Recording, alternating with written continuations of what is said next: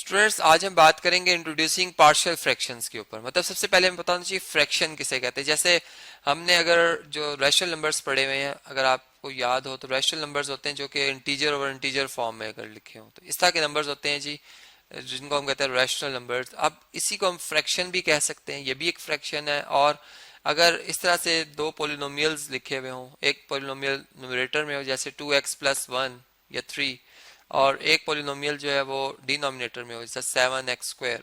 तो अब इस किस्म की जो फ्रैक्शन है ये हमारे पास रैशनल फ्रैक्शन कहलाएगी, ठीक है, या सिंपल इसको फ्रैक्शन भी कहेंगे। अब पार्शियल फ्रैक्शंस क्या होते हैं कि आप, जैसे मैं यूं कहता हूं कि ये मेरे पास दो टर्म्स हैं 3/4 और 5/7, ठीक है, या 5/3। अब इनको मैं अगर ऐड करता हूं, ठीक है, चूंकि यहाँ पे ऐड का सिंबल है, या अगर सब्ट्रैक्ट करता हूं तो इनसे रिजल्ट में मुझे एक एक्सप्रेशन मिलता है, एक फ्रैक्शन मिलती है। कैसे मिलती है जी, यहाँ पर मैं 3 से मल्टीप्लाई कर दूंगा, ठीक है, ताकि डिनोमिनेटर में सेम हो जाए, और यहाँ पर मैं 4 से मल्टीप्लाई कर दूंगा ताकि मेरे यहाँ भी डिनोमिनेटर सेम हो जाए। 12 एलसीएम 12 आ जाएगा। अब यहाँ पर 3 3 9 और 5 4 20, तो हमारी जो फ्रैक्शन बनेगी वो 29/12 बन जाएगी, ठीक है। मतलब मैंने इस फ्रैक्शन को इस शेप में जो लिखा, तो ये मैंने इसके पार्शियल फ्रैक्शन बनाए, मतलब इसके पीसीज बना दिए। पार्शियल कहते हैं टुकड़ों को, ठीक है, पार्शियल फ्रैक्शंस बना दिए।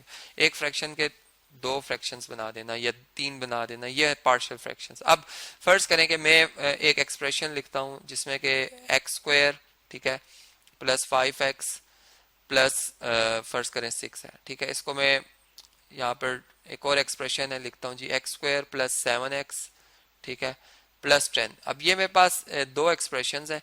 अब क्या ये इनके पार्शियल फ्रैक्शंस बनेंगे या नहीं बनेंगे, एक ये क्वेश्चन है। तो यहाँ पे अगर आप देखें तो इनकी डिग्री को देखा जाता है कि इस फ्रैक्शन में जो न्यूमरेटर है इसकी डिग्री है 2, जबकि डिनोमिनेटर में जो एक्सप्रेशन है इसकी डिग्री भी 2 बराबर है।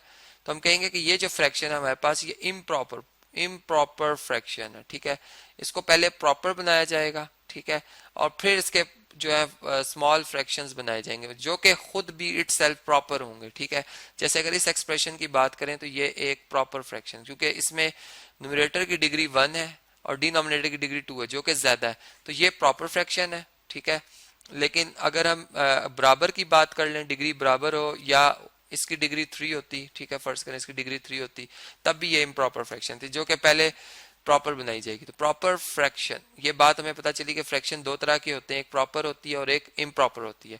अब इम्प्रॉपर फ्रैक्शन जो आई है हमारे पास, इसको हम कैसे, मतलब इसके कैसे हम फ्रैक्शंस बना सकते हैं, अब इस बात का हम जवाब देखते हैं जी। सबसे पहले अगर हम इसको हम डिवाइड करके भी जो है इसके जो है वो इसको प्रॉपर फॉर्म में ला सकते हैं। जैसे कि जो न्यूमरेटर है हमारे पास वो x² प्लस 5x प्लस 6, ठीक है, मतलब डिवाइड करके भी बना सकते हैं और इसे फैक्टराइजेशन से भी इसके फ्रैक्शंस बनाए जा सकते हैं, ठीक है। तो मैंने यहाँ पर डिवीजन्स का जो एक सहारा लिया है। अब आप यहाँ पे देख सकते हैं कि जो ये नंबर है हमारा इधर से, चले अब देखें यहाँ से x² को अगर आप 1 से मल्टीप्लाई करें तो x² आता है, यहाँ पे भी x² ही हमें चाहिए, और प्लस 7x है और प्लस 10 है, ठीक है जी। यहाँ से सब्ट्रैक्ट कर रहे हैं इन्हें, ठीक है, ये टर्म्स कैंसिल हो जाएंगी, यहाँ पर आएगा -2x और यहाँ पे आ जाएगा -4 आ जाएगा, ठीक है। अब हम इसको इस फॉर्म में, इस फ्रैक्शन को, ये जो हमारी गिवन फ्रैक्शन हम इस फॉर्म में लिख सकते हैं कि ये रिमाइंडर आया हमारा, रिमाइंडर, ठीक है, प्लस जो क्वोशंट है 1, ठीक है, बल्कि इस तरह से हम लिखेंगे इसे रिमाइंडर, बल्कि हम इधर लिखते हैं, यहाँ पर हम लिखेंगे क्वोशंट, ठीक है, प्लस रिमाइंडर। रिमाइंडर क्या है जी, -2x -4 over divisor x² plus 7x plus 10। जिसका आपने इस तरह के क्वेश्चन पहले सॉल्व किए हुए हैं। जैसे आपने फर्ज करें अगर 17 को डिवाइड करना है 4 से, तो 4 टाइम्स 16, ठीक है, और 1 रिमाइंडर, तो आप इसे इस तरह लिख सकते हैं 1 होल 4/4, ठीक है। अब देखें 4 1 से मल्टीप्लाई होके 4, ठीक है, बल्कि सॉरी मैंने फिर इसको गलत लिख दिया, यहाँ पर रिमाइंडर लिखते हैं, ठीक है, रिमाइंडर इधर लिखते हैं 1, यहाँ पे आएगा 4 क्वोशंट ओवर डिवाइजर। अब देखें 4 से मल्टीप्लाई होकर क्या आ जाएगा 16 में 1 रिमाइंडर ऐड करेंगे और डिवाइडर 4 है, तो आपका आंसर 17/4 ही आएगा। यहाँ भी बिल्कुल वही बात है कि ये हमारा क्या था, क्वोशंट था, ठीक है, जिसे मैं QU क्वोशंट, चले स्पेलिंग सारी लिख देते हैं, क्वोशंट है, ये हमारा रिमाइंडर है, ठीक है, और वो हमारा डिवाइजर था, ठीक है जी। ये क्या है, ये डिवाइजर है। तो इस तरीके से हम इसे लिख देंगे। अब देखें यहाँ से अगर हम इस फ्रैक्शन को देखें तो ये हमारी जो फ्रैक्शन है ये अब क्या है जी, ये एक प्रॉपर फ्रैक्शन। अब इसके पार्शियल फ्रैक्शन कैसे बनेंगे? इसके पार्शियल फ्रैक्शंस हम ऐसे बना सकते हैं कि हम इसमें देखते हैं कि इसकी डिग्री कितनी है, डिनोमिनेटर की एक्सप्रेशन की डिग्री कितनी है। अगर इसकी डिग्री 2 होगी तो हम इसके 2 पार्शियल फ्रैक्शन बना सकते हैं, ठीक है, 2 पार्शियल फ्रैक्शन बन सकते हैं। अब वो पार्शियल फ्रैक्शन रिपीट करेंगे या वो 0 हो जाएगा उनमें एक फ्रैक्शन, वो एक अलग बात है, लेकिन इसके 2 पार्शियल फ्रैक्शन जो है वो बन सकते हैं। अब वो कैसे बनते हैं इनको भी हम देख लेते हैं। चलें जी, यहाँ से इस बात को भी समझ लेते हैं कि इसके पार्शियल फ्रैक्शन कैसे बनेंगे। चलें जी, ये एक्सप्रेशन है हमारा, इसको मैंने लिख लिया।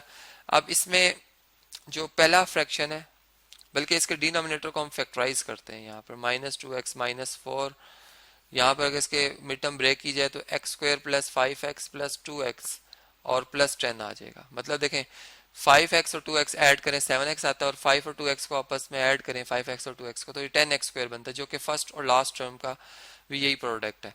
अब देखें यहाँ से आप -2x -4, और यहाँ से अगर आप देखें तो x कॉमन ले सकते हैं पहली 2 टर्म में से, यहाँ से x बच जाएगा, यहाँ पे +5 आएगा। लास्ट 2 टर्म में से आप +2 कॉमन ले सकते हैं, यहाँ पर x बच जाएगा, यहाँ पे +5 आ जाएगा, ठीक है। और आप x + 5 इन दोनों में से कॉमन ले सकते हैं, -2x -4 डिवाइडेड बाय, यहाँ से आप x + 5 कॉमन ले सकते हैं, यहाँ पे आ जाएगा x + 2, ठीक है। अब देखें अगर हम इस तरह से करें कि यहाँ से वैसे इसको कैंसिलेशन भी की जा सकती है, हम यहाँ से -2 अगर कॉमन ले लें तो ये बन जाएगा x + 2, ठीक है, over x + 5 over into x + 6, x + 2। देखें x + 2 से कैंसिल हो रहा है। एक तो ये तरीका है, यहाँ से हमें पता चल रहा है इसकी एक ही इसका पार्शियल फ्रैक्शन बनेगा, जो कि -2 ओवर x + 5 है, ठीक है।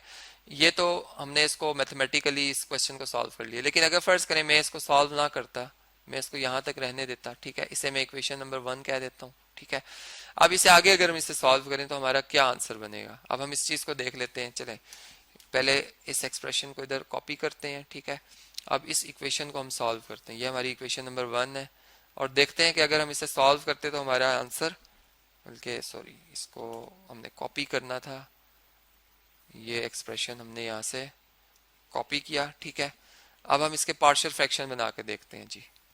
ये देखें इसमें चूंकि मैंने डिग्री 2 बताई थी, इसके 2 पार्शियल फ्रैक्शन बनेंगे, ठीक है। एक को इस वाले एक्सप्रेशन को जो कि यहाँ पे लिखा हुआ 2x -4 over x + 5 into x + 2, इसको हम लिखते हैं एक जो है हमारे पास फ्रैक्शन, उसमें न्यूमरेटर में a आएगा, डिनोमिनेटर तो हम नहीं बदल सकते, x + 5 आएगा एक में, और एक जो है उसमें b ओवर x + 2 आएगा। अब देखिए ऊपर मैंने जो जवाब निकाला था उसमें b 0 आया। अब हम a और b की वैल्यू कैसे निकाल सकते हैं? हम यहाँ से इस फ्रैक्शन को खत्म करते हैं, पूरी इक्वेशन को मल्टीप्लाई कर देते हैं x + 5 x + 2 से, ठीक है, जो कि इन दोनों टर्म्स का क्या बनता है, एलसीएम बनता है। अगर हम इन दोनों को आपस में मल्टीप्लाई करें तो यहाँ से -2x -4 रह जाएगा, ठीक है, मतलब ये एक्सप्रेशन इससे कैंसिल हो जाएगी। यहाँ पर a इंटू जब ये एक्सप्रेशन यहाँ मल्टीप्लाई होगा, सो ये जो फैक्टर बने हुए हैं, ठीक है, एक्सप्रेशन फैक्टर फॉर्म में, तो x + 5 x + 5 से कैंसिल x + 2 आ जाएगा यहाँ। और इसी तरीके से b के साथ क्या आएगा, x + 2 कैंसिल हो जाएगा इस x + 2 से, x + 5 b से मल्टीप्लाई हो जाएगा, ठीक है। अब ये हमारे पास आ जाएगी इक्वेशन, इसे हम कह देते हैं ये स्टार इक्वेशन है। इसमें अब हम x + 5 को अगर 0 पुट करें, ठीक है, तो हमारे पास ये टर्म, या x + 2 को अगर हम 0 पुट कर लें तो हमारे पास ये टर्म जो है वो 0 हो जाती है, और इससे हम b की वैल्यू बड़े आसानी से निकाल सकते हैं, जो कि आप x की वैल्यू -2 लिखने से ला सकते हैं, ठीक है। यहाँ पर x की जगह आप -2 पुट करें, या -2 पुट करेंगे, ये -2 से मल्टीप्लाई के +4, 4 -4 क्या होता है 0, जबकि यहाँ पर ये तो a के साथ 0 आ गया x + 2, जबकि b के साथ जो है ये हमारे पास 7 मतलब सॉरी -2 + 5 3 बनता है, ये 0 है। हमारे पास 3b जो है प्लस, चूंकि a 0 से मिलकर 0 हो गया, 3b = 0 आ रहा है, और b का आंसर 0 ही आ रहा है, ठीक है। मतलब कि इस वाले एक्सप्रेशन में ये टर्म तो है ही नहीं, ठीक है, जो ऊपर मैंने आपको बताया। और अगर हम a की वैल्यू फाइंड करना चाहते हैं तो हम x + 3 को सॉरी x + 5 को 0 के इक्वल पुट करेंगे, इसको पुट करेंगे 0, तो यहाँ से x की वैल्यू क्या आएगी हमारे पास, -5 आएगी। यहाँ -5 लिखे, -5 -2 से मल्टीप्लाई 10 10 -4 6 बना, जबकि यहाँ पर 5 -5 + 2 -3 है, तो आपके पास -3 ए 6 के इक्वल है और a इक्वल टू आ जाएगा -2 के इक्वल, जो कि यहाँ पर अगर आप लिखें तो ये एग्जैक्ट वही आंसर है -2/x+5, जो कि अभी हमने यहाँ पर भी देखा था। ये देखें -2/x+5।